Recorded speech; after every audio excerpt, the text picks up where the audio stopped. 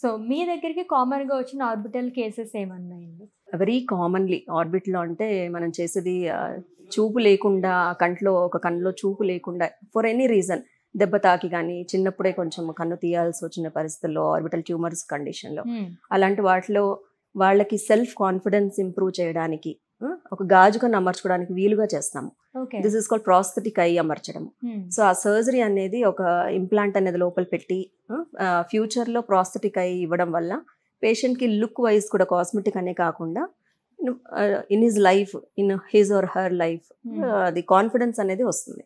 So okay. This is the very commonly done surgery in orbits. ఈ surgeries అన్నీ కూడా affordable ప్రైజెసేనా? సామాన్యులు కొంచెం చేయించుకునే విధంగా ఉంటాయా? యాహ్! అది కూడా భయపడాల్సిన అవసరం లేదు. హ్మ్. అన్ని అఫోర్డబుల్ ప్రైసెస్‌లోనే అవుతాయి. It's not like general plastic surgeries లాగా లక్షల్లాగా అవుతుందని కాదు.